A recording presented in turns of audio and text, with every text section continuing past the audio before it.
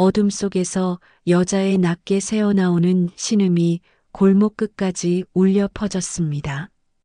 명품 코트가 찢어지고 정돈되었던 머리는 흐트러졌죠. 그녀를 둘러싼 건 5명의 사내들. 칼날이 가로등 불빛에 반짝였습니다. 이제 끝이야! 윤서아 총장! 그 순간 골목 입구에서 누군가 달려왔습니다. 후드티를 입은 청년이었죠. 그는 주저없이 사내들에게 달려들었고 몇 초 만에 상황은 역전되었습니다. 청년이 고개를 들었을 때 윤서아의 심장이 멈췄습니다. 그 얼굴, 20해 전 잃어버린, 아니 빼앗긴 그 얼굴이었습니다. 2025년 3월의 서울, 밤 11시가 넘은 강남의 이면도로는 낮의 화려함과 달리 을씨년스러웠습니다. 이 시간이면 대부분의 회사원들이 퇴근한 뒤였지만 한빛제약 본사 15층 총장실에는 여전히 불이 켜져 있었죠. 윤서아는 창밖을 내다보며 긴 한숨을 내쉬었습니다. 40대 중반의 나이지만 그녀의 눈빛은 지치지 않은 사람처럼 날카로웠어요. 한국 3대 제약회사를 이끄는 여자 총장. 남자들만의 세계에서 살아남기 위해 그녀가 치러야 했던 대가는 너무나 컸습니다. 총장님, 내일 이사회 자료 준비 완료했습니다. 비서 한미래가 서류 뭉치를 책상 위에 올려놓았어요. 윤서아는 고개를 끄덕이며 서류를 넘겼습니다. 신약 개발 투자안, 해외 법인 설립 계획서, 그리고 윤태섭 부사장의 반대 의견서. 또 시동생이 반대하는군요. 미래는 조심스럽게 입을 열었습니다. 윤서아는 피식 웃었죠. 웃음이라기보다는 냉소에 가까웠어요. 남편이 죽은 지 18년. 그녀가 회사를 지켜온 세월도 그만큼이었습니다. 하지만 시동생 윤태섭은 언제나 그녀의 자리를 탐냈죠. 신경 쓰지 마세요. 내일 이사회에서 제대로 보여줄 테니까요. 윤서아가 가방을 챙겨 들고 일어섰습니다. 미래가 걱정스러운 표정으로 물었죠. 오늘은 기사님 없이 직접 운전하고 가시는 거예요? 응, 혼자 있고 싶어서. 먼저 들어가, 미래야. 조심히 들어가세요, 총장님. 윤서아는 지하 주차장으로 내려갔습니다. 그녀의 벤츠 S클래스가 어둠 속에서 검은 짐승처럼 기다리고 있었어요. 시동을 걸고 차를 몰아나가는데 백미러에 이상한 차 한 대가 보였습니다. 검은색 그랜저였죠. 윤서아는 가볍게 눈살을 찌푸렸습니다. 기분 탓인가? 하지만 그 차는 계속 그녀를 따라왔어요. 신호등마다, 모퉁이마다. 윤서아의 손에 땀이 배기 시작했습니다. 그녀는 재빨리 판단했죠. 큰 길로 나가면 안 된다고. 오히려 좁은 골목으로 들어가 따돌려야 한다고요. 차는 청담동 뒷골목으로 접어들었습니다. 하지만 순간 앞에서 또 다른 차 한 대가 나타나 길을 막았어요. 윤서아는 급브레이크를 밟았습니다. 뒤에서도 그랜저가 바짝 붙었죠. 완전히 포위당한 거예요. 차 문이 열리고 5명의 사내가 내렸습니다. 모두 덩치가 좋았고 손에는 강목과 칼을 들고 있었어요. 윤서아는 재빨리 차 문을 잠그고 핸드폰을 꺼냈습니다. 하지만 그들은 이미 차 유리를 깨기 시작했죠. 윤서아, 나와. 유리창이 산산조각 났습니다. 윤서아는 할 수 없이 차에서 내렸어요. 그녀는 떨리는 목소리를 억누르며 물었습니다. 누가 시켰어? 말 많으면 다쳐. 조용히 따라와. 사내 중 하나가 그녀의 팔을 거칠게 잡아 끌었습니다. 윤서아는 비명을 질렀고 필사적으로 저항했죠. 명품 코트가 찢어지고 그녀의 팔에 멍이 들었습니다. 그녀는 뒤로 물러서며 소리쳤어요. 돈을 원하는 거야? 얼마든지 줄게. 돈?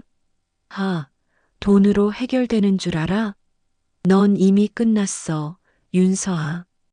그 순간 골목 입구에서 누군가 달려왔습니다. 후드티를 입은 청년이었어요. 키는 180cm쯤 되어 보였고 마른 체격이었지만 움직임은 날쌔습니다. 청년은 주저없이 사내 중 하나를 밀쳐냈고 윤서아의 앞을 가로막았죠.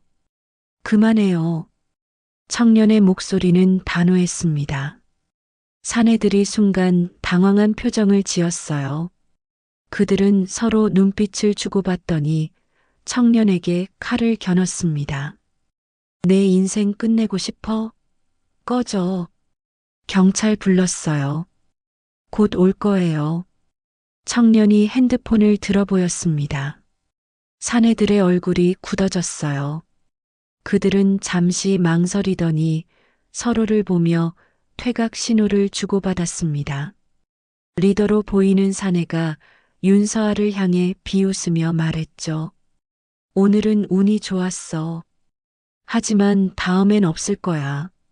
사내들은 차에 올라타고 굉음을 내며 사라졌습니다. 윤서아는 그제야 무릎이 풀렸어요. 그녀는 바닥에 주저앉으며 거친 숨을 몰아쉬었습니다. 청년이 조심스럽게 다가와 손을 내밀었죠. 괜찮으세요? 윤서아가 고개를 들었습니다. 그 순간 그녀의 심장이 멈췄어요. 청년의 얼굴, 가로등 불빛 아래 드러난 그 얼굴은 너무나 낯익었습니다. 아니, 낯익다는 표현으론 부족했죠. 그건 거울이었어요. 20년 전 그녀가 사랑했던 남자, 죽은 남편의 얼굴을 그대로 옮겨놓은 것 같았습니다. 어머니? 윤서아는 자신도 모르게 그렇게 중얼거렸습니다. 청년이 당황한 표정으로 물었어요. 네, 무슨 말씀이세요? 아니, 미안해요. 제가 너무 놀라서. 윤서아는 황급히 정신을 차렸습니다. 하지만 눈을 뗄 수가 없었어요. 청년의 눈매, 코, 입술선, 모든 게 남편과 똑같았습니다. 심지어 미소 짓는 방식까지도요. 청년이 그녀를 일으켜 세웠습니다. 윤서아는 청년의 얼굴을 멍하니 바라보며 물었어요. 이름이 뭐예요? 강우진이요.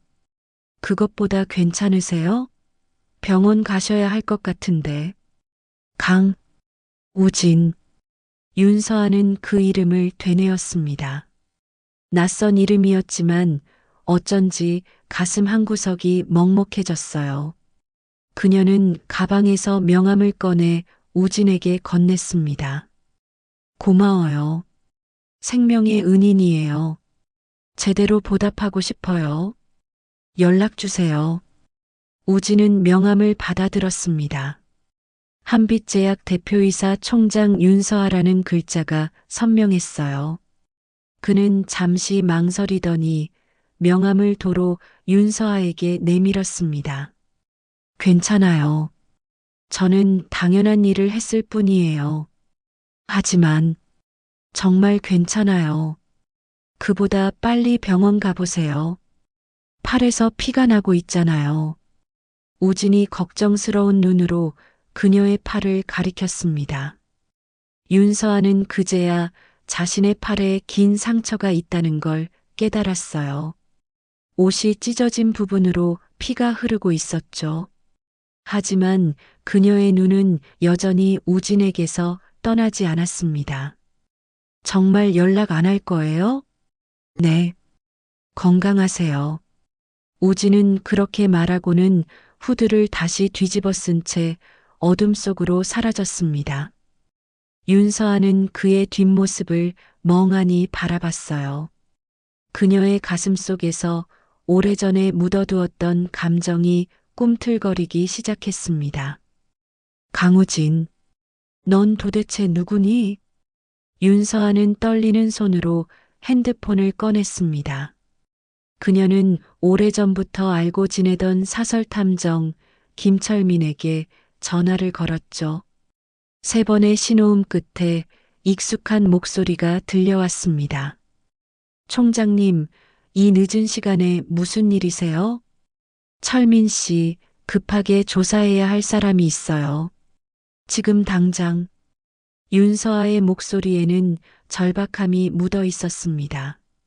그녀는 우진의 특징을 하나하나 설명했어요. 키, 외모, 그리고 강우진이라는 이름. 김철민은 잠시 침묵하더니 물었습니다. 무슨 일 있으셨어요? 목소리가 안 좋으신데. 나중에 얘기할게요. 부탁해요, 철민 씨. 이 사람이 누군지, 어디 사는지, 뭘 하는지, 모든 걸 알아내 주세요. 알겠습니다. 내일 아침까지 보고 드릴게요. 전화를 끄는 윤서아는 골목을 빠져나가 큰 길로 나왔습니다. 택시를 잡아타고 집으로 향하는 동안 그녀의 머릿속은 복잡했어요. 오늘 밤 일어난 일들이 주마등처럼 스쳐 지나갔습니다. 불량배들의 공격, 그리고 우진의 등장. 하지만 무엇보다 그녀를 혼란스럽게 만든 건 우진의 얼굴이었죠. 그 얼굴을 보는 순간 20년 전의 기억이 홍수처럼 밀려왔습니다.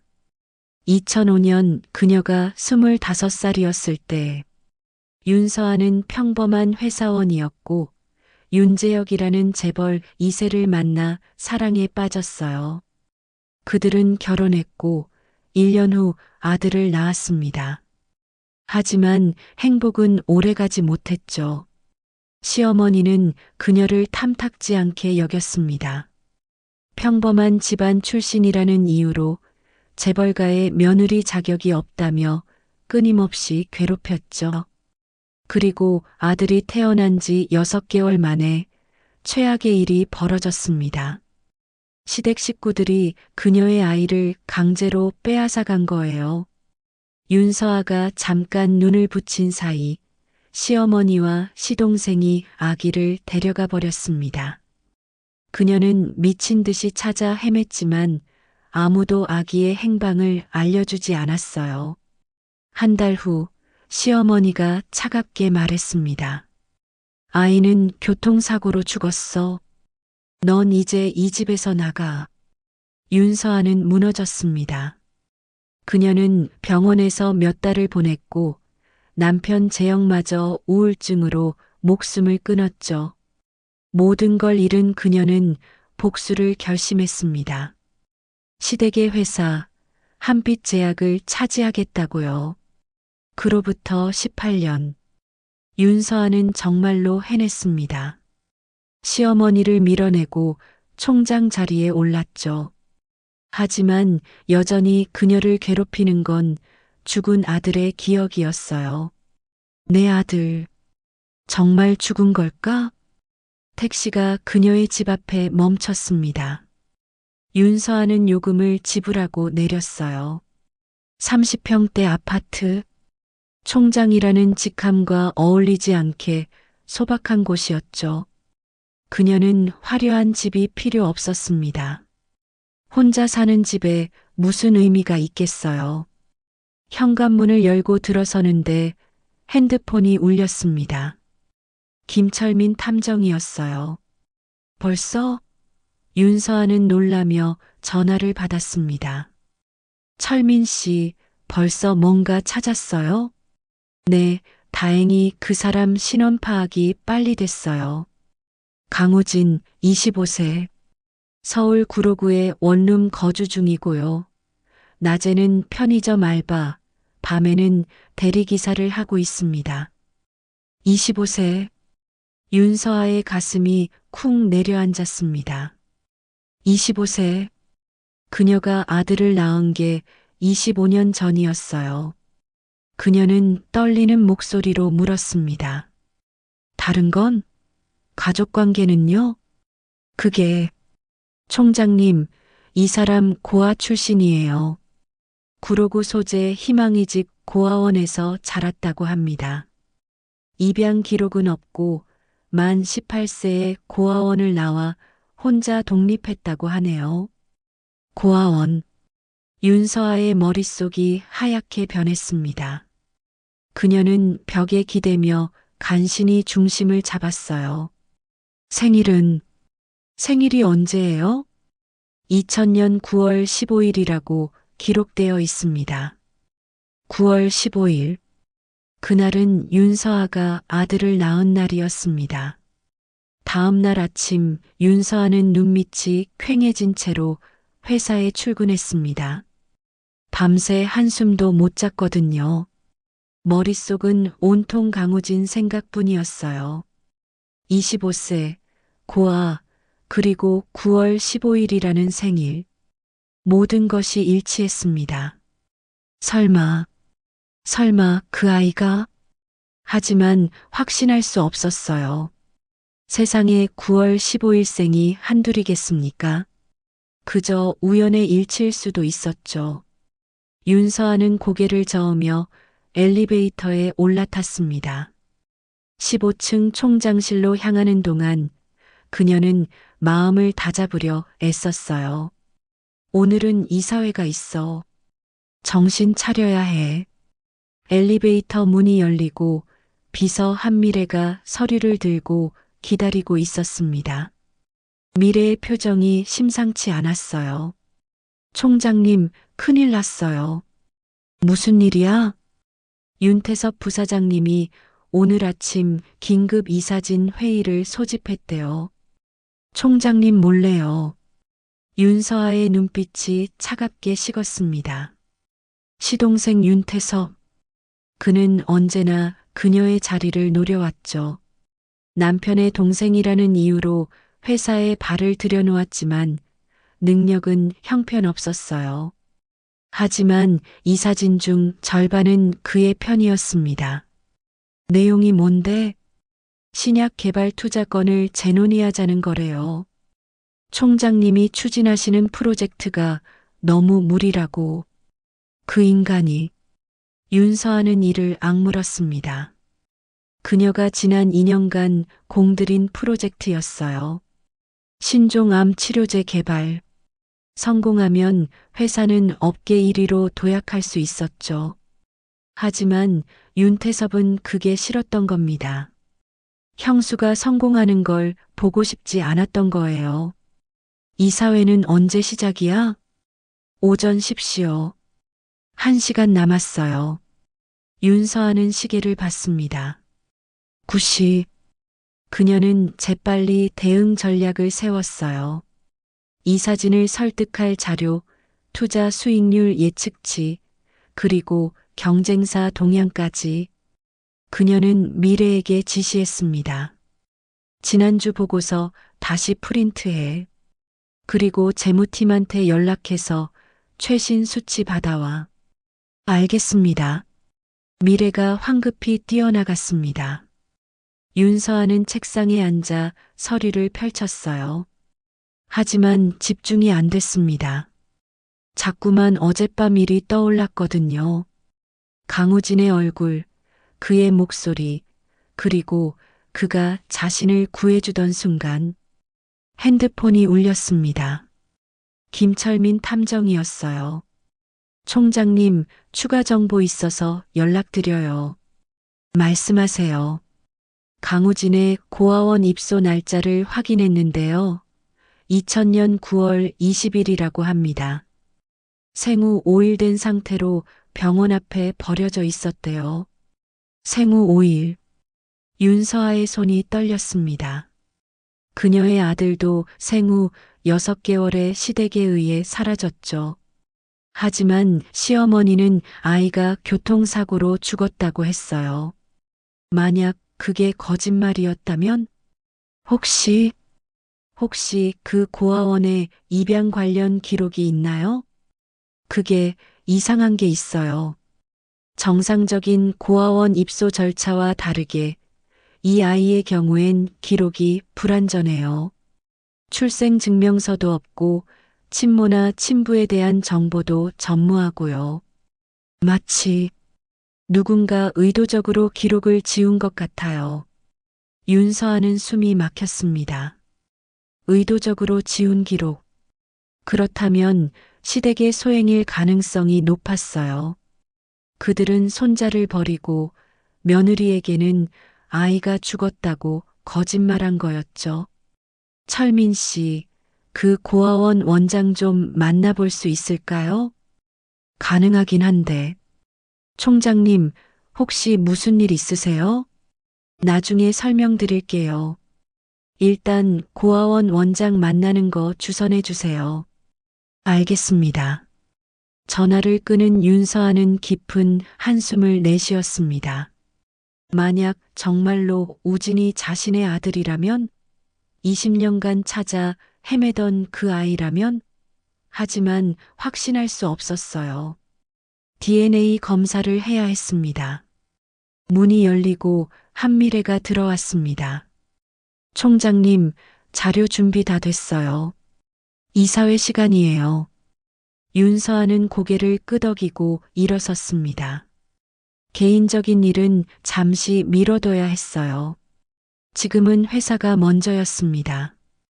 이사회실은 넓고 차가운 공간이었어요. 긴 타원형 테이블 주위로 12명의 이사진이 앉아 있었고 맨 끝자리에 윤태섭이 여유로운 표정으로 자리하고 있었습니다. 40대 초반의 그는 형 재혁과 달리 살이 쪄 있었고 눈빛엔 교활함이 묻어났어요. 윤서아가 들어서자 모두의 시선이 그녀에게 쏠렸습니다. 그녀는 당당하게 자리에 앉으며 말했죠. 시작하시죠. 윤태섭이 비죽 웃으며 입을 열었습니다. 형수님, 어젯밤에 무슨 일 있었다며? 얼굴이 안 좋으신데. 개인적인 일입니다. 회의나 시작하죠. 아이고, 차가우시네. 역시 형수님다워. 윤태섭의 말투에는 조롱이 섞여 있었어요. 이사진 중 몇 명이 피식 웃었습니다. 윤서아는 무표정하게 그들을 바라봤죠. 윤태섭이 서류를 꺼내며 말했습니다. 오늘 안건은 신약 개발 투자 건입니다. 형수님께서 추진하시는 프로젝트인데 솔직히 말씀드리면 무리라고 생각해요. 투자 금액이 너무 크고 성공 확률도 불투명하거든요. 근거가 있습니까? 윤서아가 차갑게 물었습니다. 윤태섭은 슬라이드를 띄웠어요. 그래프와 숫자들이 화면을 가득 채웠습니다. 경쟁사들의 실패 사례를 보세요. 지난 5년간 유사한 프로젝트에 투자한 제약회사 중 80%가 실패했어요. 우리 회사가 그 20%에 들어간다는 보장이 어디 있습니까? 이 사진이 웅성거렸습니다. 몇몇은 고개를 끄덕이고 있었어요. 윤서아는 침착하게 자료를 펼쳤습니다. 실패한 회사들과 우리는 다릅니다. 우리는 이미 1단계 임상시험을 통과했고 효능이 입증됐어요. 투자 대비 수익률은 최소 300%로 예상됩니다. 예상일 뿐이죠. 확실한 게 아니잖아요. 비즈니스에 확실한 건 없습니다. 부사장님. 중요한 건 가능성이에요. 윤태섭의 입꼬리가 올라갔습니다. 그는 이미 준비한 카드가 있었어요. 그럼 이건 어떻게 설명하실 건가요? 그가 또 다른 서류를 꺼냈습니다. 윤서아의 눈이 커졌어요. 그건 회사 자금 운용 내역서였는데 이상한 부분이 표시되어 있었습니다. 지난 3개월간 총 50억 원이 용도 불명으로 빠져나갔어요. 형수님 결제로요. 뭐라고요? 윤서아는 화들짝 놀랐습니다. 그녀는 그런 결제를 한 적이 없었거든요. 황급히 서류를 빼앗아 들어보니 정말로 그녀의 서명이 찍혀 있었어요. 하지만 그건 위조였습니다. 이건 조작이에요. 조작? 그럼 이 서명은 뭡니까? 필적 감정도 받아봤는데 100% 형수님 서명이라고 나왔어요. 이 사진이 술렁거렸습니다. 윤서아는 당황했지만 곧 정신을 차렸어요. 이건 함정이었습니다. 윤태섭이 오래전부터 준비한 함정이었죠. 부사장님, 이건 명백한 모함입니다. 저는 그런 결제를 한 적이 모함? 증거가 여기 있는데요. 이 사진 여러분, 이게 과연 정상적인 경영입니까? 50억을 빼돌리고도 시치미를 떼는 게 총장이 할 짓입니까?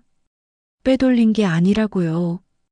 윤서아의 목소리가 높아졌습니다. 하지만 이 사진의 눈빛은 이미 차갑게 식어 있었어요. 윤태섭은 내심 쾌재를 불렀죠. 계획대로였습니다. 이 사진 여러분께 제안합니다. 윤서아 총장을 직위 해제하고 이 건에 대한 감사를 실시해야 합니다. 찬성합니다. 한 이사가 손을 들었습니다. 그러자 하나둘 손이 올라가기 시작했어요. 결국 12명 중 8명이 찬성했습니다. 윤서아는 믿을 수 없다는 표정으로 그들을 바라봤죠. 여러분, 저를 믿지 않으시는 겁니까? 총장님, 죄송합니다. 하지만 증거가 너무 명확해서요. 나이든 이사 한 명이 안타까운 표정으로 말했습니다. 윤서아는 입술을 깨물었어요. 그녀는 알고 있었습니다. 이건 시작일 뿐이라는 걸요. 회의가 끝나고 윤서아는 총장실로 돌아왔습니다. 한미래가 눈물을 글썽이며 다가왔어요. 총장님, 어떡해요? 이거 완전히 함정이잖아요. 알아, 미래야. 태섭이가 오래전부터 준비한 거야. 그럼 어떻게 해요? 진짜 직위 해제되는 거예요? 윤서아는 창밖을 내다봤습니다. 서울 시내가 한눈에 내려다 보였어요. 그녀가 18년간 지켜온 이 자리, 이렇게 쉽게 내줄 순 없었습니다. 증거를 찾아야 해. 태섭이가 저 돈을 어디로 빼돌렸는지. 하지만 어떡해요? 일단은 윤서아의 말이 끊겼습니다. 핸드폰이 울렸거든요. 모르는 번호였어요. 받아보니 낯선 남자의 목소리가 들렸습니다. 윤서아 총장님이시죠? 누구십니까? 신경 쓸 필요 없어요. 한 가지만 전하려고 전화했습니다. 당신 아들 살아있어요. 뭐라고요? 윤서아의 심장이 쿵 내려앉았습니다. 남자는 비웃듯 말을 이었죠. 20년 전 죽었다고 들으셨죠? 거짓말이었어요. 아들은 지금도 살아있어요. 궁금하시면 구로구 쪽을 알아보세요. 잠깐, 당신 누구? 뚜마이너스. 전화가 끊어졌습니다. 윤서아는 멍하니 핸드폰을 들여다봤어요. 구로구. 강우진이 사는 곳이었습니다. 설마, 정말로? 그녀의 머릿속이 복잡해졌습니다. 누군가 자신에게 정보를 흘린 거예요. 하지만 왜? 무슨 목적으로? 윤서아는 알 수 없었지만 한 가지는 확실했습니다. 반드시 진실을 밝혀내겠다고요. 그날 밤 윤서아는 구로구로 향했습니다. 김철민 탐정이 알려준 주소였어요. 낡은 건물 3층, 우진의 원룸 앞에 그녀는 섰습니다. 하지만 문을 두드리지 못했어요. 만약 우진이 정말 자신의 아들이라면 뭐라고 말해야 할까요? 엄마야라고? 25년 만에? 윤서아는 복도 끝에 몸을 숨기고 우진을 기다렸습니다. 얼마 후 계단에서 발소리가 들렸어요. 우진이었습니다. 그는 편의점 유니폼을 입고 있었고 피곤한 표정이었죠. 우진이 문을 열고 들어갔습니다. 윤서아는 그의 뒷모습을 보며 가슴이 찢어지는 것 같았어요. 만약 저 아이가 정말 자신의 아들이라면 25년간 얼마나 힘들게 살아왔을까요? 윤서아는 조용히 그 자리를 떠났습니다. 아직은 아니에요. 확신이 필요했습니다. 일주일이 지났습니다. 윤서아는 직위 해제 상태로 회사에 출근조차 하지 못했어요. 감사팀이 그녀의 모든 업무 기록을 뒤지고 있었죠. 하지만 아무것도 나오지 않았습니다. 당연했어요. 그녀는 결백했으니까요. 문제는 윤태섭이 만들어 놓은 가짜 증거였습니다. 서명, 결제 문서, 심지어 계좌 이체 내역까지 모든 게 완벽하게 조작되어 있었어요.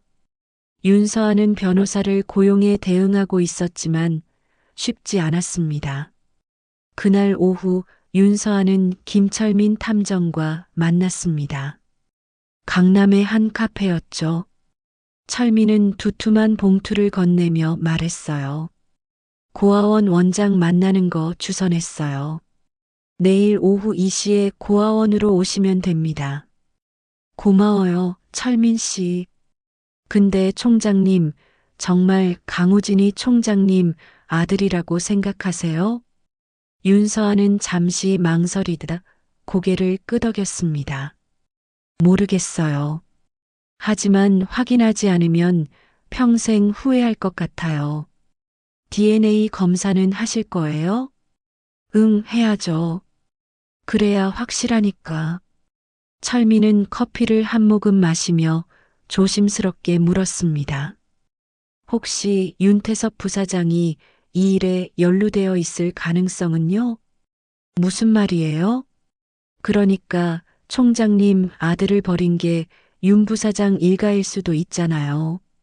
20년 전 그 사람도 한빛 제약에 있었고 윤서아는 그제야 고개를 끄덕였습니다. 맞아요. 당시 윤태섭은 대학을 갓 졸업하고 회사에 막 입사한 때였죠. 그리고 시어머니의 신복이었어요. 아들을 버린 건 시어머니의 명령이었을 테지만 실제로 실행한 건 태섭이었을 가능성이 높았습니다. 찾아봐요, 철민 씨. 20년 전 기록을. 알겠습니다. 카페를 나온 윤서아는 차에 올라탔습니다.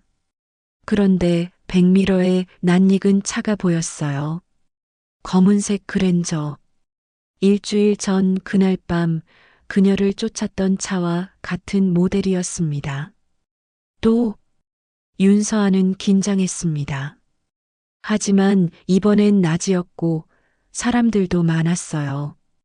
그녀는 차를 몰아 큰 길로 나갔습니다. 그랜저는 계속 따라왔죠. 신호등에 걸렸을 때 그랜저에서 사내 2명이 내렸습니다. 그들은 윤서아의 차로 다가왔어요. 윤서아는 급히 차 문을 잠갔지만 사내 중 하나가 유리창을 주먹으로 쳤습니다. 나와. 유리에 금이 갔습니다. 윤서아는 비명을 지르며 엑셀을 밟았어요. 차는 급발진했고 뒤따라오던 차들이 경적을 울렸습니다. 그랜저도 다시 그녀를 쫓기 시작했죠. 윤서아는 미친 듯이 핸들을 돌렸습니다. 좁은 골목으로 다시 큰 길로. 하지만 그랜저는 집요하게 따라붙었어요. 결국 그녀는 구로구 쪽으로 들어서게 됐습니다. 강우진이 사는 동네였죠. 차가 골목에 갇혔습니다. 앞도 뒤도 막혔어요. 그랜저가 바짝 붙었고 사내들이 다시 내렸습니다. 이번엔 4명이었어요. 윤서아는 차에서 내려 뒤로 물러섰습니다. 왜 이러는 거예요? 대체 왜? 시끄러워. 가만히 있으면 안 다쳐. 사내 중 하나가 그녀의 팔을 잡아 끌었습니다. 윤서아는 필사적으로 저항했어요. 그때 옆 건물에서 누군가 뛰어나왔습니다. 나, 강우진이었습니다. 편의점 유니폼을 입은 채로요. 그는 주저없이 사내들에게 달려들었어요. 몸싸움이 벌어졌고 우진은 놀라운 민첩함으로 그들을 제압하기 시작했습니다. 하지만 상대는 4명이었어요. 우진이 아무리 잘 싸워도 벅찼습니다. 한 사내가 우진의 옆구리를 가격했고 우진은 비틀거리며 쓰러졌죠. 우진 씨, 윤서아가 비명을 지르며 달려갔습니다. 그녀는 우진을 감싸 안으며 사내들을 노려봤어요. 그만해요. 제발. 사내들이 서로를 보며 웃었습니다. 그중 하나가 윤서아에게 다가와 말했죠. 윤 총장님 경고해요. 더 이상 회사 일에 관여하지 마세요. 안 그러면 이 청년도 무사하지 못할 거예요. 뭐라고요? 들었죠? 앞으로 조용히 지내세요. 사내들은 그렇게 말하고는 차에 올라타 사라졌습니다.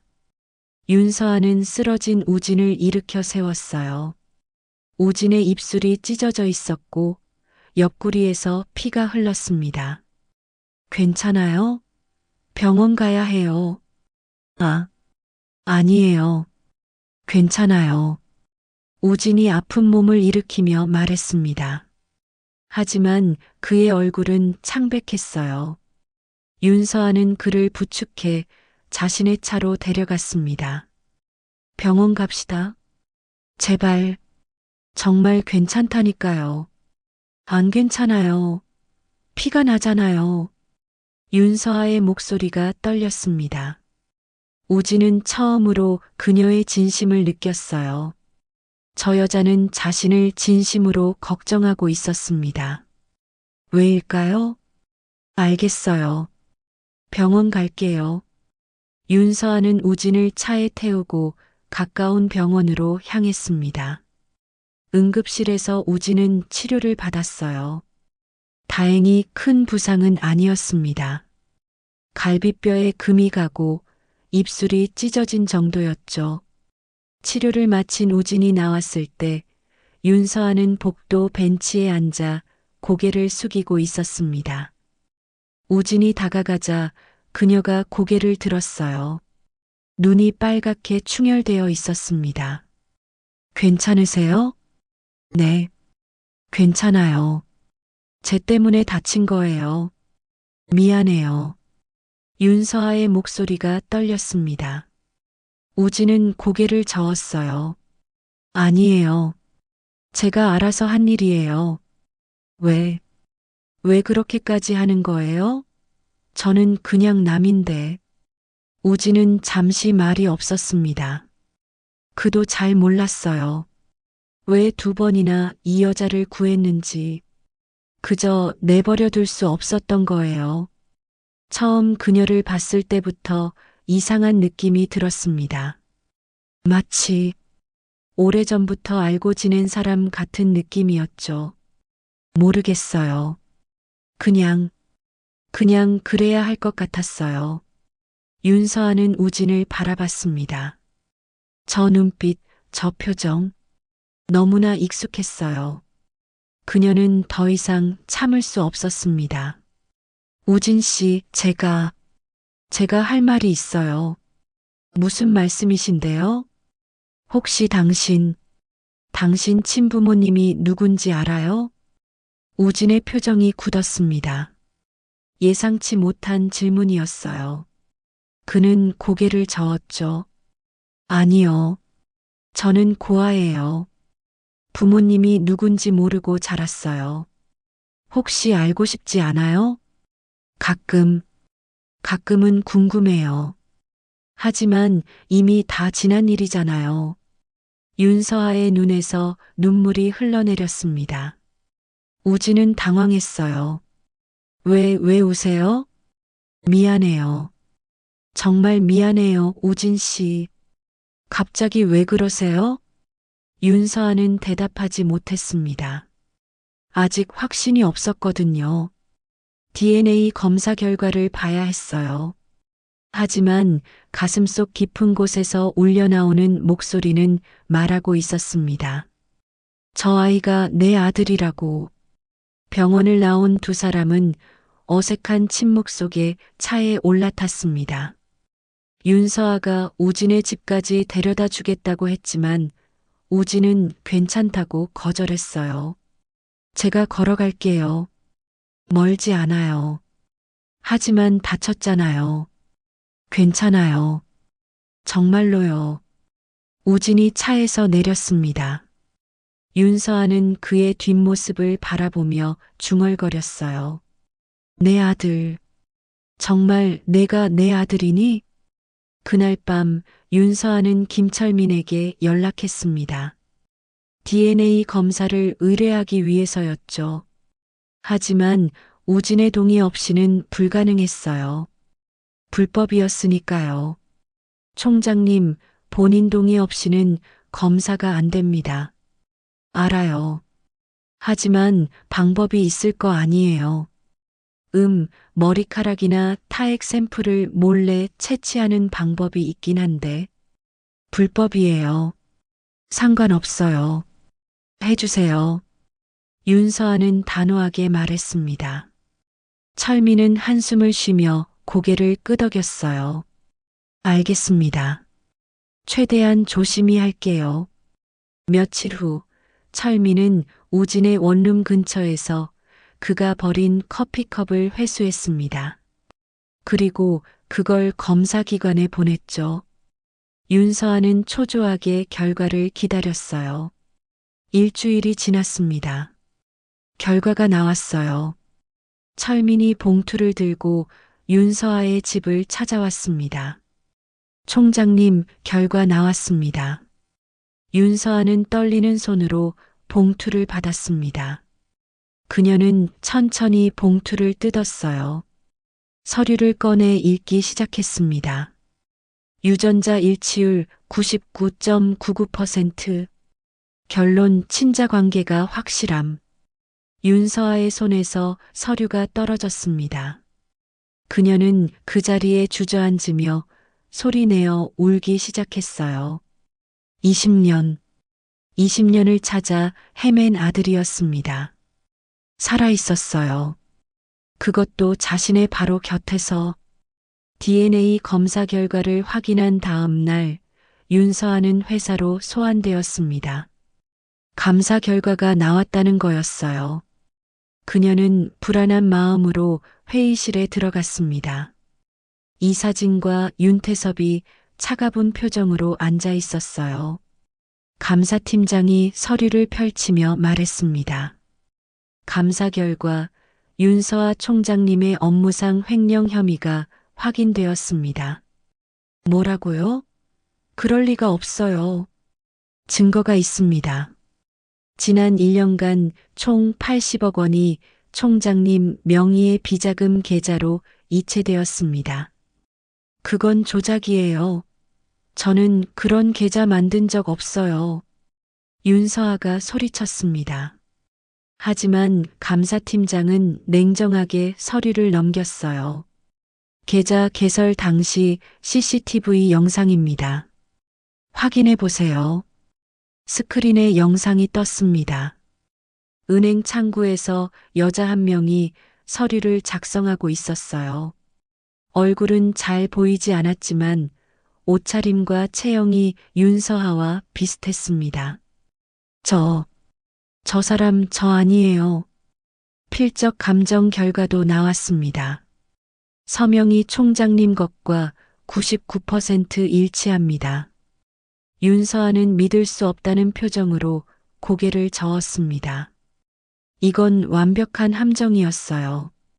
윤태섭이 얼마나 치밀하게 준비했는지 알 수 있었죠. 윤태섭이 일어서며 말했습니다. 형수님, 이제 그만하세요. 증거가 이렇게 명확한데 뭘 더 바라십니까? 당신이 꾸민 거잖아. 당신이 다 조작한 거라고. 증거 있어요? 없으면 명예훼손으로 고소하겠습니다. 윤서아는 이를 악물었습니다. 증거가 없었어요. 그녀에게는 아무것도 없었습니다. 이사회 의장이 입을 열었습니다. 윤서아 총장의 총장직을 즉시 해임하고 횡령 혐의로 검찰에 고발하기로 결정합니다. 찬성하시는 분? 손이 하나둘 올라갔습니다. 결국 전원 찬성이었어요.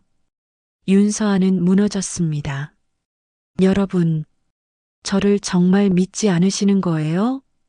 아무도 대답하지 않았습니다. 그들은 고개를 돌렸어요. 윤서아는 회의실을 나왔습니다.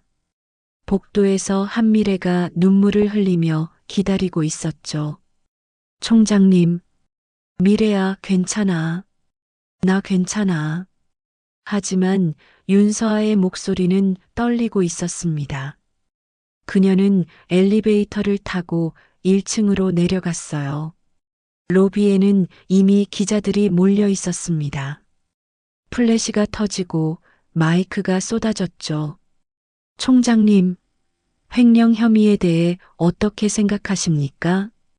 80억이 어디로 갔습니까? 사퇴하실 건가요? 윤서아는 아무 말도 하지 않고 기자들을 해치고 나갔습니다. 차에 올라타 집으로 향하는 동안 그녀는 무너졌어요.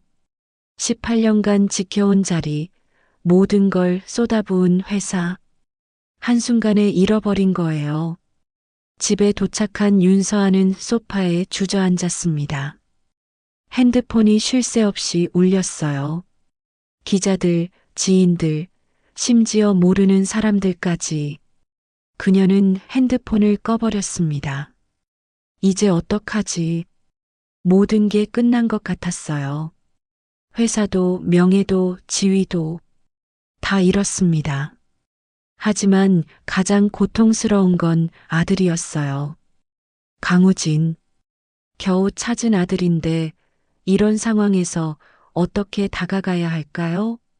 내가 지금 엄마라고 말하면 우진이는 뭐라고 할까? 윤서아는 눈물을 흘렸습니다. 모든 게 무너지고 있었어요. 그날 밤 윤서아는 우진에게 전화를 걸었습니다. 하지만 용기가 나지 않아 끊어버렸죠. 다시 걸었다가 또 끊었어요. 세 번째 시도 끝에 우진이 전화를 받았습니다. 여보세요? 우진 씨. 저예요, 윤서아. 아, 총장님. 무슨 일이세요? 혹시 시간 있어요? 만나서 얘기 좀 하고 싶은데. 지금이요? 지금은 대리기사 일 중이라. 내일은요? 내일 시간 돼요? 우진은 잠시 망설였습니다. 윤서아의 목소리가 이상했거든요. 무언가 심각한 일이 있는 것 같았어요. 네, 내일이면 괜찮아요. 몇 시에 어디서 만날까요? 내일 오후 2시 한강공원에서. 괜찮을까요? 알겠습니다. 그럼 내일 뵐게요. 전화를 끊은 윤서아는 깊은 한숨을 내쉬었습니다. 내일 모든 걸 말해야 했어요. 진실을. 다음 날 오후 2시 한강공원. 윤서아는 벤치에 앉아 우진을 기다렸습니다. 3월의 바람은 여전히 차가웠어요. 그녀는 떨리는 손으로 봉투를 꺼냈습니다. DNA 검사 결과지가 들어 있었죠. 우진이 나타났습니다. 그는 후드티에 청바지를 입고 있었어요.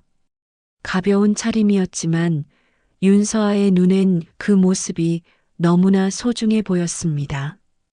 총장님, 오래 기다리셨어요? 아니, 방금 왔어요. 앉아요. 우진이 벤치에 앉았습니다. 두 사람 사이에 어색한 침묵이 흘렀어요. 윤서아는 입을 열려다 말고 다시 닫았습니다. 우진이 먼저 물었어요. 무슨 말씀하시려고 저를 부르신 거예요? 우진 씨, 저기 혹시 뉴스 봤어요? 무슨 뉴스요? 제가 회사에서 잘렸어요. 횡령 혐의로. 우진의 눈이 커졌습니다. 네, 그게 무슨 조작이에요. 누군가 저를 함정에 빠뜨린 거예요. 그럼 경찰에 신고하셔야죠. 증거가 없어요. 상대가 너무 치밀하게 준비했어요. 우진은 안타까운 표정을 지었습니다. 그는 윤서아가 나쁜 사람이 아니라는 걸 알고 있었어요. 두 번이나 만났지만 그녀는 진실했습니다. 제가 도울 수 있는 일이 있을까요? 윤서아는 고개를 저었습니다. 아니요. 도움은 필요 없어요. 그보다 그녀는 봉투를 꺼내 우진에게 건넸습니다. 이게 뭔데요? 열어봐요. 우진이 봉투를 뜯었습니다. DNA 검사 결과지가 나왔어요. 그는 서류를 읽기 시작했습니다. 그리고 점점 얼굴이 굳어갔죠. 이게 뭐예요? 우진 씨, 당신은 제 아들이에요. 우진은 믿을 수 없다는 표정으로 윤서아를 바라봤습니다. 무슨 말씀이세요? 25년 전 저는 아들을 낳았어요. 하지만 시댁에서 아이를 강제로 빼앗아갔죠. 그들은 아이가 교통사고로 죽었다고 거짓말했어요. 하지만 당신이 제 아들이었어요. 윤서아의 눈에서 눈물이 흘러내렸습니다. 우진은 멍하니 서류를 내려다봤어요. 99.99% 일치. 친자 관계 확실. 아니, 이럴 리가 없어요. 저는 고아예요. 부모가 저를 버렸어요. 버린 게 아니야. 빼앗긴 거야. 나도 당신을 찾으려고 20년을 애썼어. 윤서아가 소리쳤습니다. 우진은 고개를 저으며 일어섰어요. 이해가 안 가요. 왜 이제 와서 나타나는 거예요? 우진아, 저는 이미 혼자 살아가는 법을 배웠어요. 이제 와서 엄마라고 하지 마세요. 우진이 돌아서려는 순간 윤서아가 그의 손을 잡았습니다. 제발 날 믿어줘. 너를 찾으려고 정말 오래 애썼어. 하지만 그리고 지금 내가 도움이 필요해.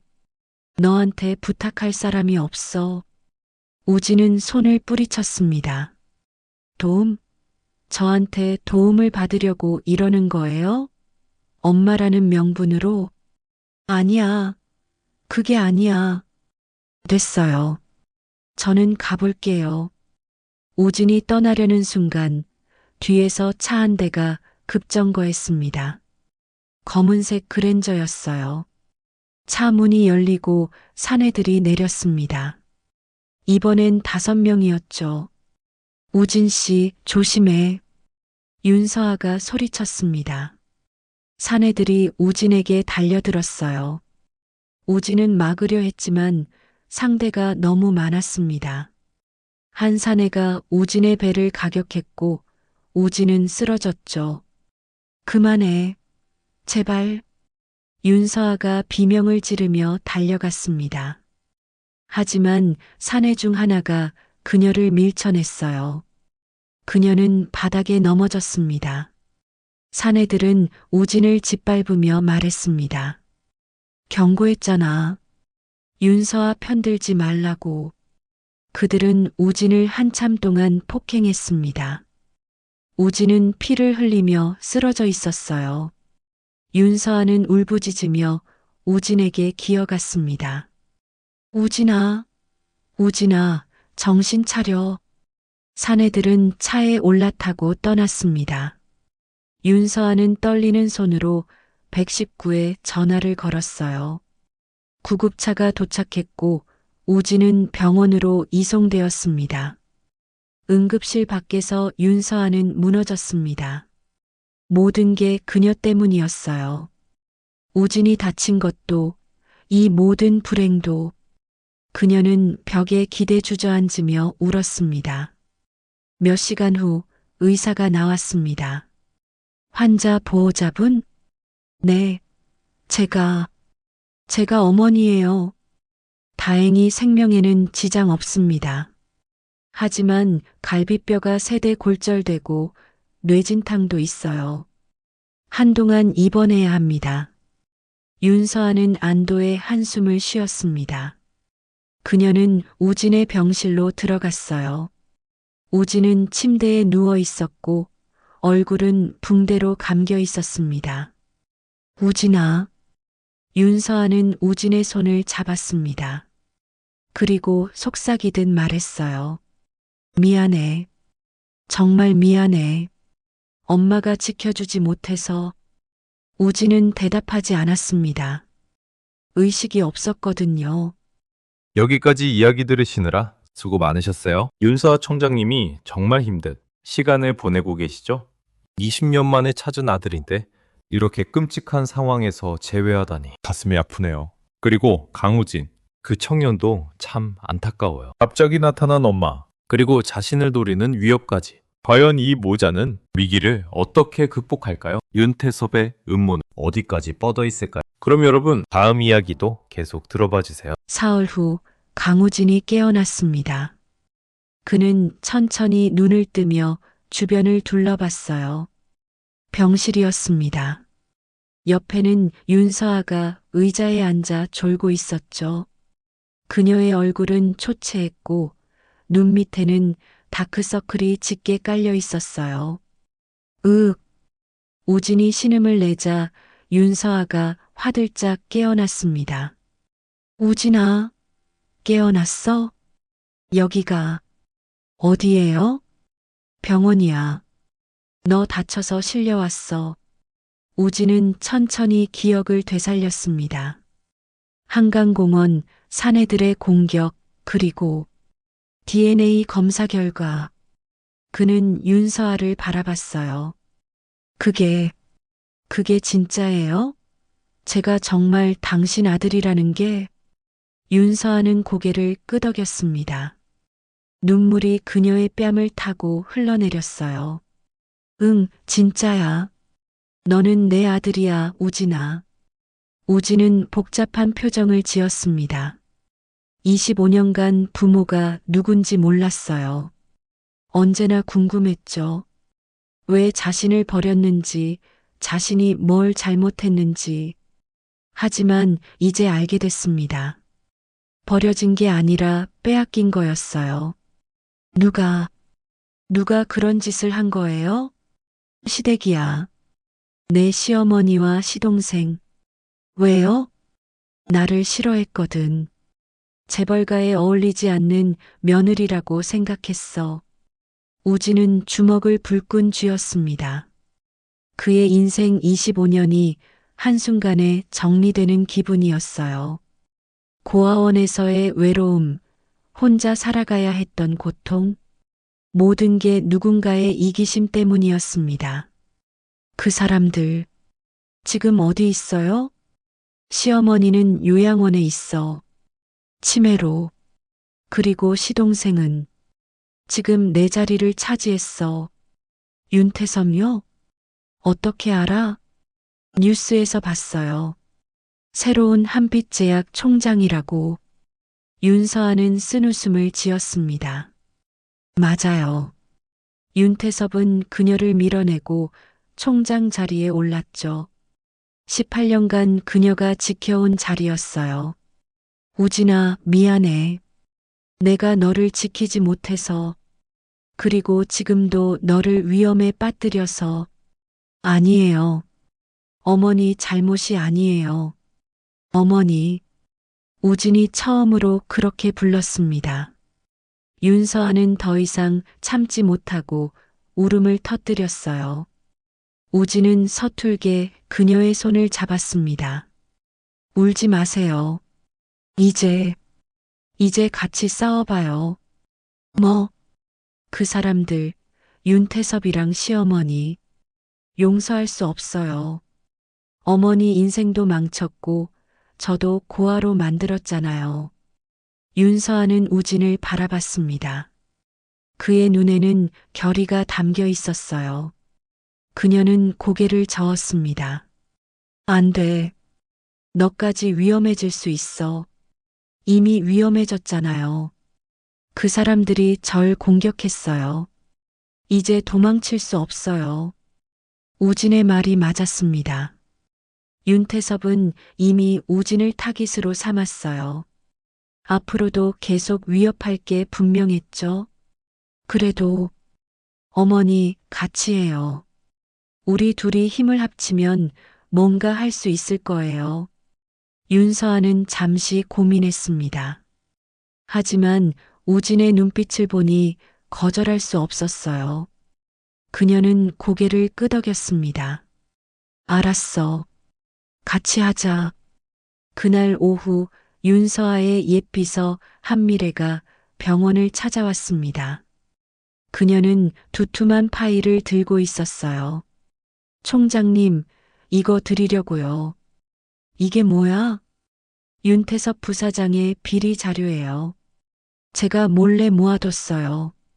윤서아의 눈이 커졌습니다. 미래는 조심스럽게 파일을 펼쳤어요. 지난 5년간 윤 부사장이 회사 자금을 빼돌린 기록이에요. 그리고 이건 총장님 아드님을 고아원에 보낸 기록이에요. 뭐? 윤서아는 서류를 낚아챘습니다. 거기에는 2000년 9월 20일 윤태섭이 희망이직 고아원 원장에게 거액을 송금한 내역이 적혀 있었어요. 그리고 아기의 출생 기록을 지우라는 메모도 있었죠. 이게 진짜야? 네. 저도 얼마 전에 우연히 발견했어요. 윤 부사장 컴퓨터에서요. 어떻게 가져온 거야? USB에 복사했어요. 그 사람이 자리 비운 사이에요. 윤서아는 미래를 꼭 껴안았습니다. 고마워, 미래야. 정말 고마워. 괜찮아요, 총장님. 제가 할 수 있는 일이 이것밖에 없어서요. 우진도 서류를 들여다봤습니다. 증거가 명확했어요. 윤태섭은 25년 전 우진을 버렸고 지금도 비리를 저지르고 있었습니다. 이걸로 고소할 수 있어요? 응, 충분히 가능해. 하지만 윤태섭은 권력이 있어. 변호사도 좋은 사람들을 쓸 거고 로비도 할 거야. 쉽지 않을 거야. 우진은 생각에 잠겼습니다. 그리고 문득 떠오르는 게 있었어요. 고아원 원장을 만나볼까요? 고아원 원장? 네. 제가 잘한 곳이에요. 원장 선생님이 아직 계실 거예요. 증인으로 세우면 어떨까요? 윤서아는 고개를 끄덕였습니다. 좋은 생각이었어요. 그래, 만나보자. 내일 퇴원하면 같이 가자. 다음 날 우진은 퇴원했습니다. 몸은 아직 아팠지만 걸을 수는 있었어요.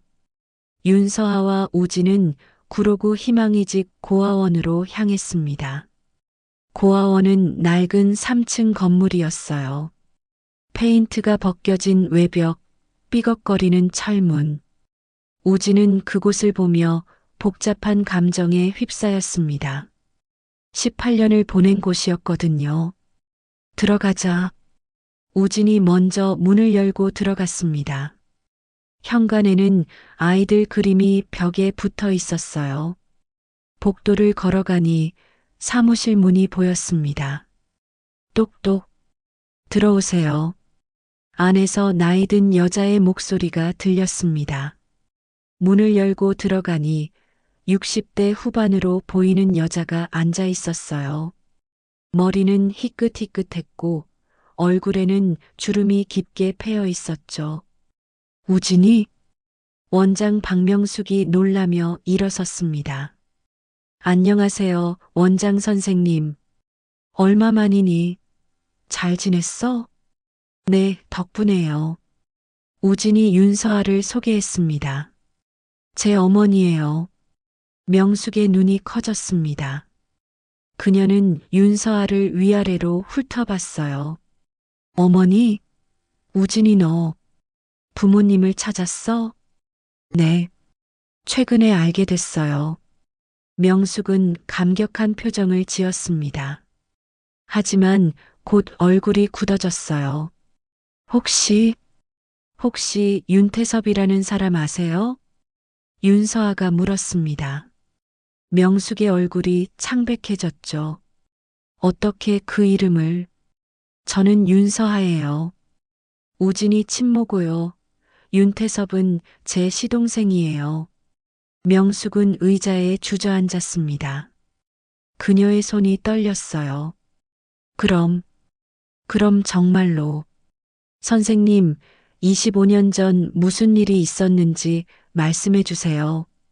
윤서아가 간곡하게 부탁했습니다. 명숙은 한참을 망설이다 입을 열었어요. 2000년 9월 20일이었어요. 그날 새벽 한 남자가 아기를 데리고 왔어요. 생후 5일 된 남자 아기였죠. 그 남자가 윤태섭이었어요? 네.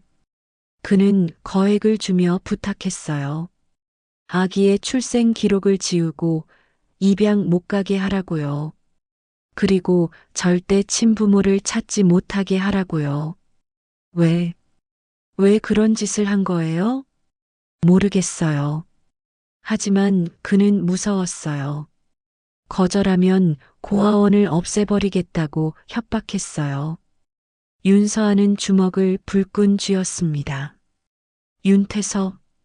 그는 25년 전부터 악마였어요. 그래서 선생님은 그 돈을 받으신 거예요? 미안해요. 정말 미안해요. 하지만 고아원을 지켜야 했어요. 다른 아이들도 있었고, 명숙이 눈물을 흘렸습니다. 우진은 그녀를 바라보며 말했어요. 괜찮아요, 선생님.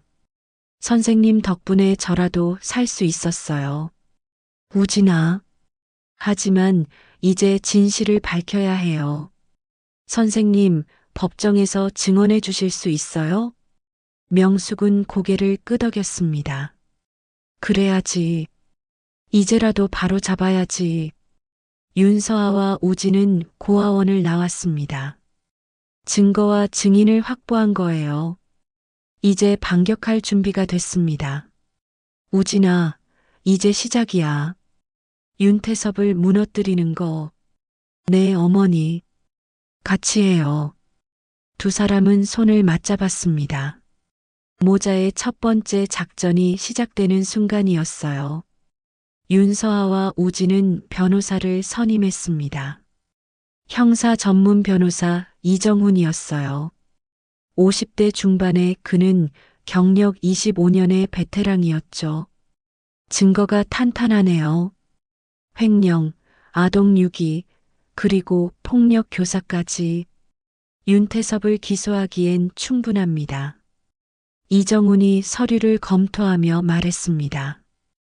윤서아는 안도의 한숨을 쉬었어요. 그럼 승산이 있는 거죠? 네. 하지만 상대도 만만치 않을 겁니다. 윤태섭은 한빛제약 총장이잖아요. 좋은 변호사를 고용할 테고 로비도 할 겁니다. 알아요. 하지만 우리는 진실이 있어요. 진실만으론 부족합니다. 더 많은 증거가 필요해요. 우진이 물었습니다. 어떤 증거요? 윤태섭이 직접 불량배들을 고용한 증거요. 지금은 한미래 씨의 증언만 있잖아요. 직접적인 물증이 필요합니다. 윤서아는 생각에 잠겼습니다. 윤태섭은 치밀한 사람이었어요. 쉽게 꼬리를 잡히지 않았죠. 하지만 방법이 있을 거예요. 제가 회사에 들어가 볼게요. 우진이 말했습니다. 윤서아와 이정훈이 놀라며 그를 바라봤어요. 뭐, 한빛제약에 취업하는 거예요. 인턴으로라도. 하지만 위험해. 윤태섭이 너를 알아볼 수도 있어. 아니에요. 저를 본 적 없잖아요. 저는 그냥 고아 출신 청년일 뿐이에요. 우진의 말이 맞았습니다. 윤태섭은 우진의 얼굴을 본 적이 없었어요. 그저 불량배들을 시켜 공격했을 뿐이죠.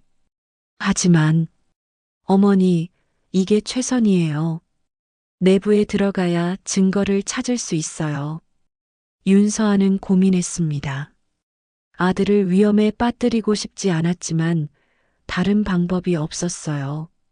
그녀는 마지못해 고개를 끄덕였습니다. 알겠어. 하지만 조심해. 절대 들키지 마. 알겠어요. 일주일 후 강우진은 한빛제약 인턴 면접을 봤습니다. 그는 이력서에 자신의 배경을 솔직하게 적었어요. 고아 출신, 대학 중퇴, 편의점과 대리기사 경력. 보통이라면 떨어질 이력서였죠. 하지만 윤서아가 몰래 인사팀에 청탁을 넣었습니다. 그녀의 옛 부하들이 아직 회사에 남아 있었거든요. 그들의 도움으로 우진은 인턴으로 합격했어요. 첫 출근 날 우진은 정장을 빌려 입고 회사에 나타났습니다. 한빛제약 본사는 30층짜리 유리 건물이었어요. 로비는 화려했고 사람들은 바쁘게 오갔죠. 신입 인턴분들, 이쪽으로 모이세요. 인사팀 직원이 안내했습니다. 우진을 포함해 10명의 인턴이 모였어요. 그들은 회의실로 안내되어 오리엔테이션을 받았습니다. 여러분 환영합니다. 한빛제약은 한국 3대 제약회사로 인사팀장의 설명이 이어졌습니다. 우진은 듣는 척하며 주변을 살폈어요. 어떻게 하면 윤태섭의 비리 증거를 찾을 수 있을까? 오리엔테이션이 끝나고 우진은 총무팀에 배치되었습니다. 그의 업무는 서류 정리와 심부름이었어요. 별로 중요하지 않은 일이었지만 우진은 불평하지 않았습니다. 일단 내부에 들어온 게 중요했으니까요. 첫 주는 조용히 지나갔습니다. 우진은 성실하게 일했고 직원들의 신뢰를 얻었어요. 그는 점심시간마다 다른 팀 사람들과 식사하며 정보를 수집했습니다. 총장님 어때요? 윤태섭 총장. 우진이 슬쩍 물었습니다. 같이 식사하던 과장이 피식 웃었어요. 글쎄, 전임 총장님보단 못하지. 윤서아 총장은 일도 잘했는데 윤태섭은 뭐, 그냥 권력만 있지. 횡령 사건은 진짜였나요? 아니, 그거 조작이었을걸. 다들 그렇게 생각해. 하지만 증거가 없으니. 우진은 고개를 끄덕였습니다. 직원들도 진실을 알고 있었어요. 하지만 말하지 못할 뿐이었죠. 둘째 주 우진에게 기회가 왔습니다. 총장실 청소 업무가 배정된 거예요. 윤태섭의 사무실을 들어갈 수 있게 된 거죠. 인턴, 총장실 청소 부탁해. 팀장이 열쇠를 건네며 말했습니다. 우진은 침착하게 받아들었어요. 알겠습니다. 저녁 7시 대부분의 직원이 퇴근한 후 우진은 총장실로 올라갔습니다. 15층 끝에 있는 큰 방이었어요. 문을 열고 들어서니 넓은 공간이 펼쳐졌습니다. 책상, 소파, 그리고 벽에 걸린 그림들. 우진은 청소하는 척하며 책상 서랍을 열어봤어요. 서류들이 가득했지만 특별한 건 없었습니다. 컴퓨터를 켜볼까? 하지만 비밀번호가 걸려 있을 거예요. 우진은 포기하고 다른 곳을 살폈습니다. 그때 책장 뒤에 작은 금고가 보였어요. 저게 뭐지? 우진은 금고를 확인했습니다. 비밀번호식 금고였어요. 열 수 있을까? 그는 몇 가지 숫자를 눌러봤습니다. 0, 1234, 1111. 모두 틀렸죠. 생일은? 우진은 핸드폰으로 윤태섭의 생일을 검색했습니다. 1982년 3월 12일. 그는 311을 눌렀어요. 띠링. 금고가 열렸습니다. 우진의 가슴이 두근거렸어요. 안에는 서류 몇 장과 USB가 들어 있었습니다.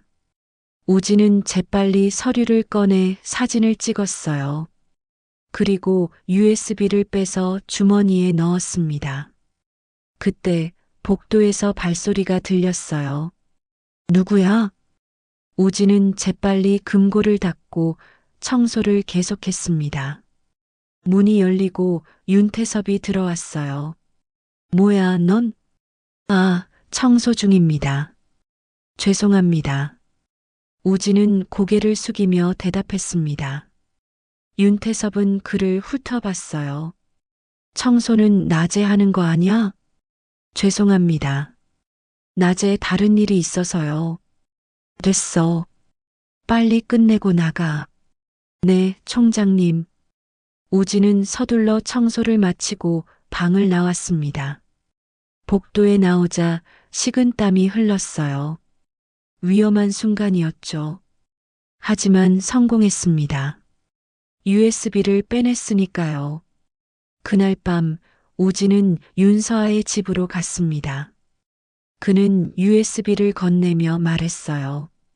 이거 금고에 있었어요. 금고를? 네. 비밀번호 맞춰서 열었어요. 윤서아는 놀라며 USB를 받아들었습니다. 그녀는 노트북에 USB를 꽂았어요.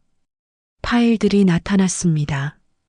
불량배 고용 계약서, 비자금 명세, 뇌물 수수 내역. 윤서아의 눈이 커졌습니다. 이건 결정적인 증거였어요. 윤태섭의 모든 범죄가 담겨 있었죠. 우진아, 잘했어. 정말 잘했어. 이제 고소할 수 있어요? 응. 이정훈 변호사님께 바로 전달할게. 윤서아는 즉시 이정훈에게 연락했습니다. 그는 파일을 확인하고 감탄했어요. 완벽합니다. 이 정도면 기소는 확실해요. 그럼 언제 고소장을 넣을까요? 내일 당장 검찰에 제출하겠습니다. 다음 날 윤태섭 횡령 및 폭력 교사 혐의로 고소장이 접수되었습니다. 검찰은 즉시 수사에 착수했어요. 한빛제약은 발칵 뒤집혔습니다. 기자들이 몰려들었고 주가는 폭락했죠. 윤태섭은 긴급 기자회견을 열었습니다. 저는 결백합니다. 이는 전임 총장 윤서아의 모함입니다. 하지만 증거는 명확했어요. 검찰은 윤태섭을 소환했고 그는 조사를 받았습니다. 윤태섭이 검찰 조사를 받는 동안 윤서아와 우진은 다음 단계를 준비했습니다. 이사회를 설득해 윤태섭을 해임시키고 윤서아를 복직시키는 거였어요. 이 사진 중 절반은 제 편이었어요. 하지만 윤태섭이 회유했죠. 다시 설득해야 해요. 윤서아가 말했습니다. 우진은 고개를 끄덕였어요. 제가 도울게요. 이사님들을 만나서 진실을 알려드리죠. 하지만 그들은 권력을 좋아해. 윤태섭이 준 이익을 포기하지 않을 거야. 그럼 더 큰 이익을 제시하면 돼요. 윤서아는 우진을 바라봤습니다. 25세 청년의 눈빛에는 지혜가 담겨 있었어요. 무슨 생각이야? 신약 개발 프로젝트요. 어머니가 추진하던 그거.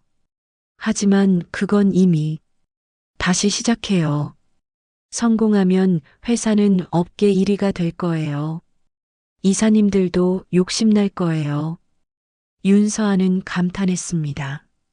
우진은 똑똑했어요. 그는 이사진의 심리를 꿰뚫고 있었죠. 좋아. 해보자. 윤서아와 우진은 이사들을 한 명씩 만났습니다. 식사 자리, 골프장, 카페. 그들은 진실을 설명하고 새로운 비전을 제시했어요. 이사님, 윤태섭 총장은 횡령범이에요. 증거가 명확합니다. 그를 계속 지지하시면 이사님도 공범이 돼요. 하지만 윤서아 총장도 횡령 혐의가. 그건 조작이에요. 증거를 보세요. 윤서아가 한미래가 제공한 자료를 보여줬습니다. 이사들은 서류를 검토하며 표정이 굳어졌어요. 이게 진짜라면 진짜입니다. 그리고 저는 복직하면 신약 개발을 재개할 겁니다. 성공하면 회사 가치는 2배로 늘어날 거예요. 이사들은 고민했습니다. 윤서아의 제안은 매력적이었어요. 하지만 윤태섭에게 반기를 드는 건 위험했죠. 시간을 좀 주세요. 생각해 볼게요. 대부분의 이사가 그렇게 답했습니다. 윤서아는 조급해하지 않았어요. 천천히 하지만 확실하게 설득하는 게 중요했습니다. 한편 윤태섭은 궁지에 몰렸습니다. 검찰 조사가 진행되면서 그의 범죄가 하나둘 드러나기 시작했어요.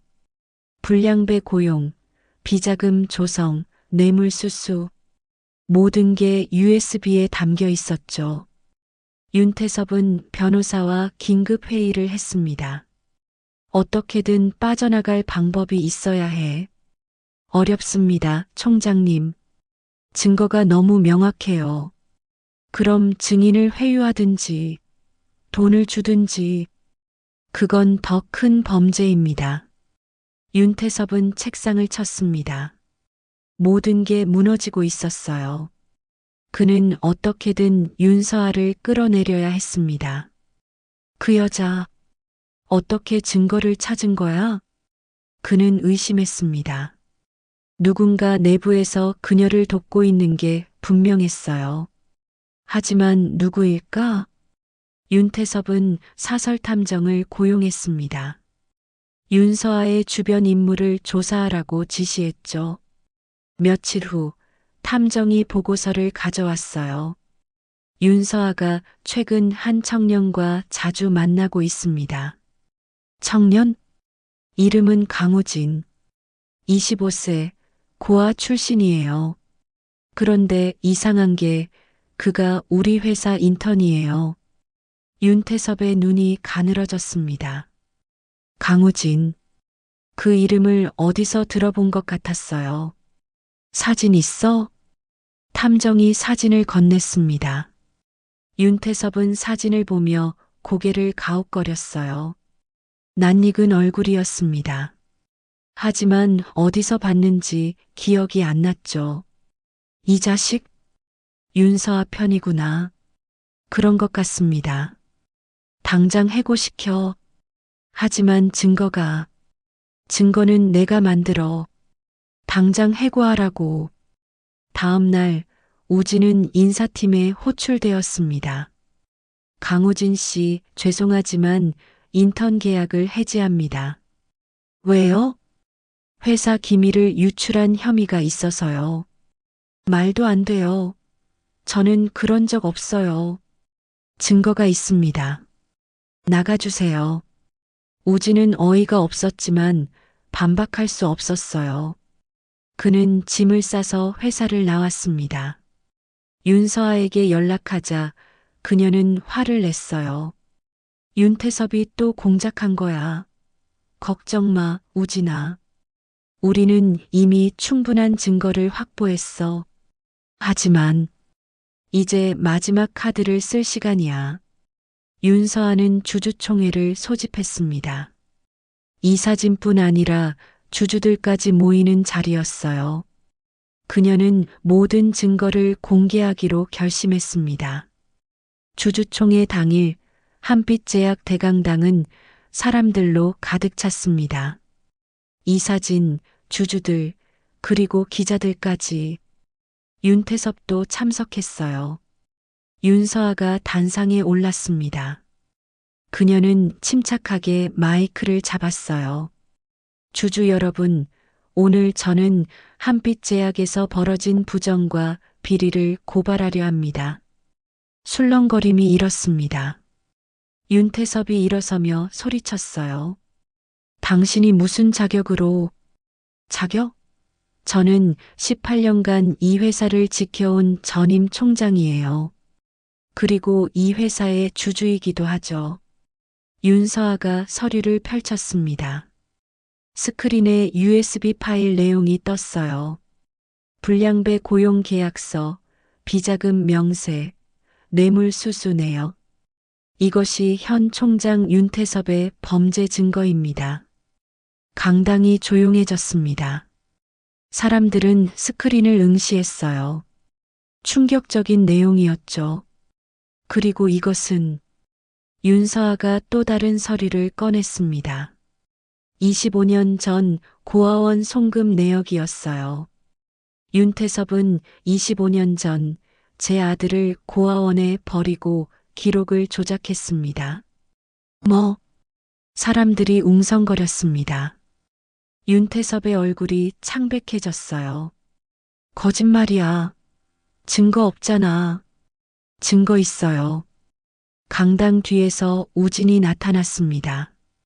그는 단상으로 걸어가며 말했죠. 저는 강우진, 윤서아 총장의 아들이에요. 그리고 25년 전 윤태섭에 의해 버려진 그 아기입니다. 사람들이 숨을 죽였습니다. 우진은 DNA 검사 결과지를 들어보였어요. 이것이 증거예요.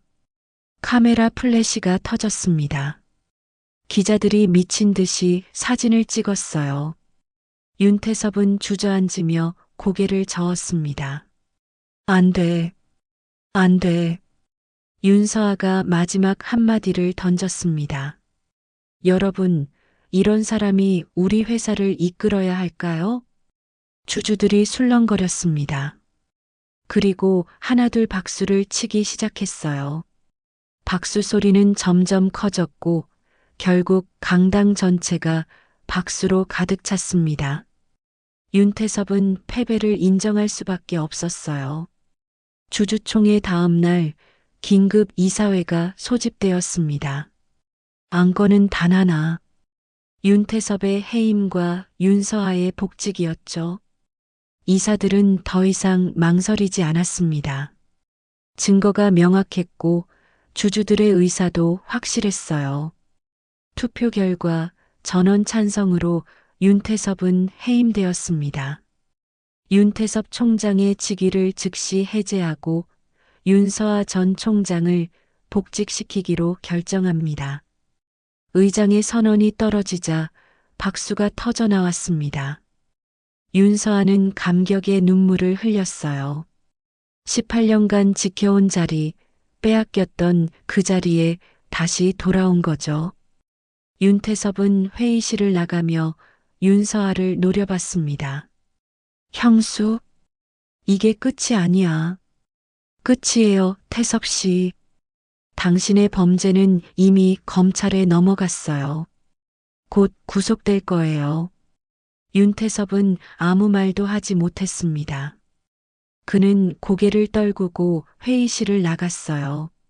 며칠 후 검찰은 윤태섭을 구속 기소했습니다. 횡령, 아동유기, 폭력교사 등 10개 이상의 혐의였어요. 그는 법정에 섰고 재판이 시작되었습니다. 법정에서 박명숙 고아원 원장이 증인으로 나왔습니다. 25년 전 윤태섭 피고인이 아기를 데리고 왔습니다. 그리고 거액을 주며 기록을 조작하라고 협박했어요. 확실합니까? 네. 그날을 평생 잊을 수 없어요. 한미래도 증인으로 나왔습니다. 저는 윤서아 총장의 비서였어요. 윤태섭 피고인이 어떻게 총장님을 모함했는지 모두 봤습니다. 증인들의 증언이 이어졌습니다. 그리고 결정적으로 USB에 담긴 증거들이 제출되었어요. 윤태섭의 변호사는 반박했지만 소용없었습니다. 재판부는 6개월간의 심리 끝에 판결을 내렸습니다. 피고인 윤태섭에게 징역 10년을 선고한다. 법정이 술렁거렸습니다. 윤태섭은 무너지며 울음을 터뜨렸어요. 하지만 아무도 그를 동정하지 않았습니다. 판결이 나온 후 윤서아와 우진은 법원 앞에서 기자들을 마주했습니다. 총장님, 지금 기분이 어떠세요? 정의가 승리했다는 것을 증명했습니다. 아무리 권력이 있어도 진실은 이긴다는 걸요. 아드님과의 재회는 어땠나요? 윤서아는 우진을 바라보며 미소 지었습니다. 기적이었어요. 20년을 찾아 헤맨 아들을 만난 건 제 인생 최고의 순간이에요. 우진도 카메라를 향해 말했습니다. 저는 평생 부모가 누군지 몰랐어요. 하지만 이제 알았어요. 그리고 제 어머니는 저를 버린 게 아니라 저를 지키기 위해 싸웠다는 거요. 기자들이 박수를 쳤습니다. 감동적인 모자 상봉 이야기였죠. 며칠 후 한빛제약은 새로운 출발을 했습니다. 윤서아가 다시 총장으로 복귀했고 신약 개발 프로젝트도 재개되었어요. 주가는 회복되기 시작했고 직원들의 사기도 올랐습니다. 우진은 정식으로 회사에 취업했습니다. 그는 연구개발팀에 배치되어 신약 개발에 참여하기 시작했어요. 그의 열정과 노력은 팀원들을 감동시켰죠. 우진 씨, 정말 열심히 하시네요. 선임 연구원이 감탄하며 말했습니다. 우진은 미소 지으며 답했어요. 이 회사는 제 어머니가 평생을 바친 곳이에요. 저도 최선을 다하고 싶어요. 한편 윤서아는 시어머니를 찾아갔습니다. 요양원에 있는 시어머니는 치매로 기억을 잃은 상태였어요. 그녀는 윤서아를 알아보지 못했습니다. 어머님, 윤서아가 조용히 불렀습니다. 시어머니는 멍하니 그녀를 바라봤어요. 누구세요? 며느리예요. 윤서아. 며느리? 난 며느리 없는데. 윤서아는 씁쓸하게 웃었습니다.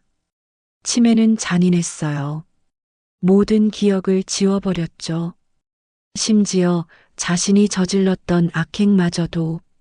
어머님, 제 아들. 우진이를 찾았어요. 우진이? 그게 누군데? 어머님이 버린 손자예요. 시어머니는 고개를 가웃거렸습니다. 아무것도 기억하지 못했어요. 윤서아는 더 이상 말하지 않았습니다. 복수하고 싶었지만 의미가 없었어요. 시어머니는 이미 모든 걸 잃었으니까요. 윤서아는 요양원을 나오며 생각했습니다. 용서는 할 수 없지만 미워하지도 않겠다고요. 몇 달 후 한빛제약의 신약 개발이 성공했습니다. 임상시험을 통과했고 식약처 승인도 받았어요. 회사는 대박을 쳤고 업계 1위로 도약했습니다. 축하 파티가 열렸습니다. 직원들, 이사진, 주주들 모두 모였어요. 윤서아가 단상에 올라 연설했습니다. 여러분, 오늘 이 자리에 서게 된 건 여러분 덕분입니다. 하지만 무엇보다 제 아들 강우진이 없었다면 불가능했을 거예요. 사람들이 박수를 쳤습니다. 우진이 단상으로 올라갔어요. 윤서아는 그를 꼭 껴안았습니다. 우진아, 고마워. 엄마를 믿어줘서. 저야말로요, 어머니. 엄마가 있어서 저도 살 수 있었어요. 두 사람은 서로를 바라보며 미소 지었습니다. 20년의 공백은 컸지만 이제 그들은 함께였어요. 파티가 끝나고 윤서아와 우진은 한강을 걸었습니다. 밤바람이 시원하게 불었어요. 우진아, 앞으로 뭐 하고 싶어? 회사 일을 계속하고 싶어요. 그리고 어머니를 도와드리고 싶어요. 고마워. 하지만 내 꿈은 뭐야? 우진은 잠시 생각했습니다. 제 꿈은 다른 고아들을 돕는 거예요. 저처럼 부모 없이 자란 아이들이 희망을 가질 수 있도록. 윤서아는 감동했습니다. 우진은 고통 속에서도 따뜻한 마음을 잃지 않았어요. 그럼 재단을 만들자. 고아들을 위한 재단. 정말요? 응. 내 이름으로. 강우진 재단이요? 아니, 희망의 씨앗 재단. 어때? 우진은 환하게 웃었습니다. 좋아요. 몇 달 후, 희망의 씨앗 재단이 설립되었습니다. 재단은 고아들에게 장학금을 지원하고 취업 교육도 제공했어요. 우진은 재단 이사로 활동하며 많은 아이들을 도왔습니다. 그리고 2년 후 윤서아는 은퇴를 결정했습니다. 그녀는 우진에게 한빛 제약을 물려주기로 했어요. 이제 내 차례야, 우진아. 하지만 저는 아직 넌 충분히 준비됐어. 그리고 내가 옆에서 도와줄게. 우진은 새로운 한빛 제약 총장이 되었습니다. 그는 어머니보다 더 훌륭한 리더가 되기 위해 노력했어요. 그리고 마침내 모든 것이 제자리를 찾았습니다. 불량배들은 모두 체포되어 처벌받았고 윤태섭은 감옥에서 형을 살고 있었어요. 윤서아는 아들과 함께 행복한 날들을 보냈고 우진은 자신의 꿈을 이뤘습니다.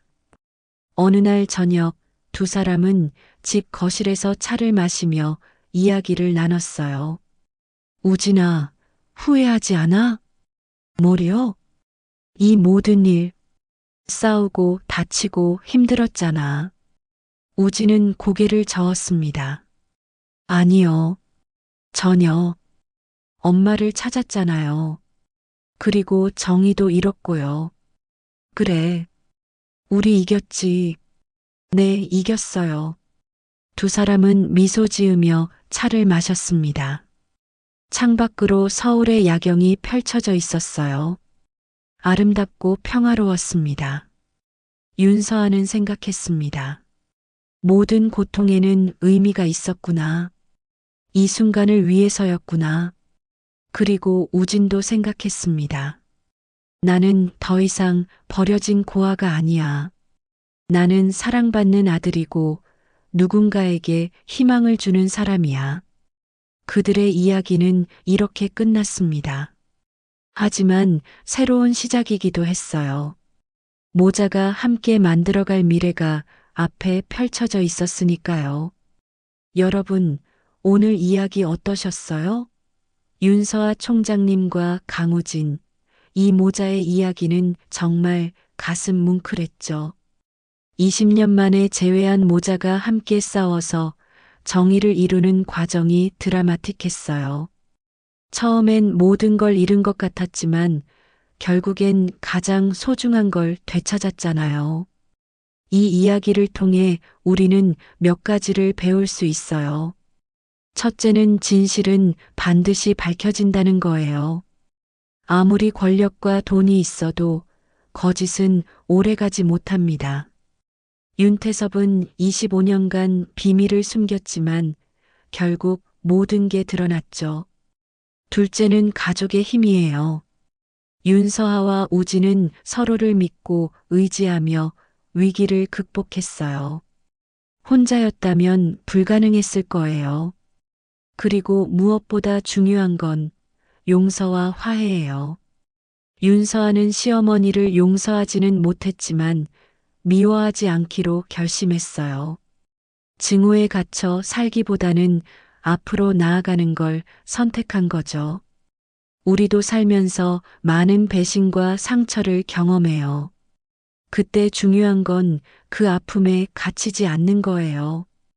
우리가 할 수 있는 최선을 다하고 나머지는 시간에 맡기는 거죠. 누구나 살아가며 다양한 선택을 합니다. 때로는 잘못된 선택으로 후회할 때도 있고 옳은 선택으로 보상받을 때도 있어요. 중요한 건 포기하지 않는 거예요. 윤서아처럼 18년을 버티고 우진이처럼 25년을 견디는 거죠. 그러면 언젠가 빛이 보일 거예요. 오늘 이야기가 여러분께도 작은 위로와 지혜가 되었으면 좋겠습니다. 힘든 시간을 보내고 계신 분들께 희망을 잃지 마세요. 여러분의 이야기도 분명 해피엔딩으로 끝날 거예요. 구독과 좋아요 부탁드립니다. 감사합니다.